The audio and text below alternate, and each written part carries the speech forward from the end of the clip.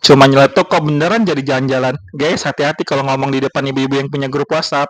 Karena satu celetukan saya akhirnya berubah jadi liburan beneran.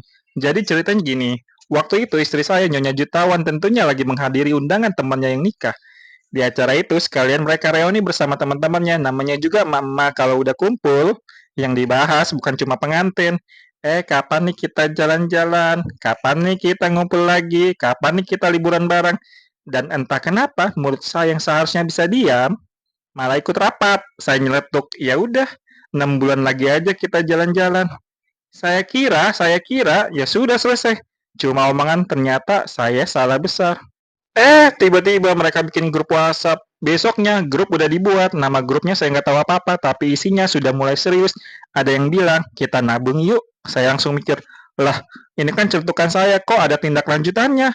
Akhirnya mereka sepakat, setiap bulan mereka nabung, sedikit demi sedikit, bulan pertama masuk, bulan kedua masuk, bulan ketiga masuk, sampai akhirnya duitnya terkumpul.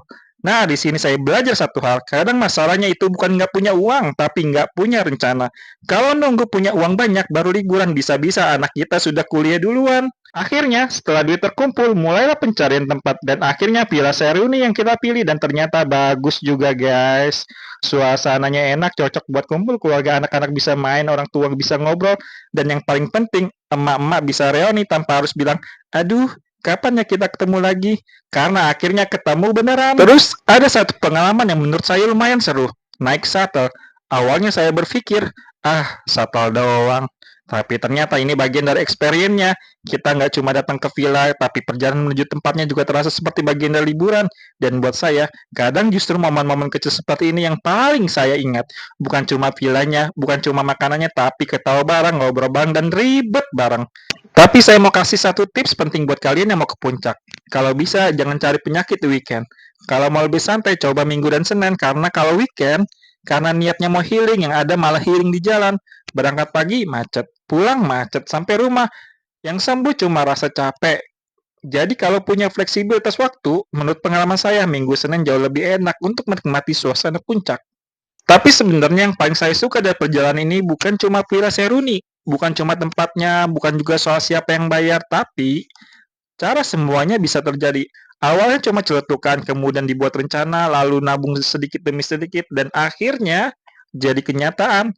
Kadang di dalam hidup terlalu sering bilang, nanti aja kalau udah punya uang, nanti kalau sudah ada waktunya, nanti kalau semuanya sudah siap. Padahal, kalau terus menunggu semuanya sempurna, kapan mulainya?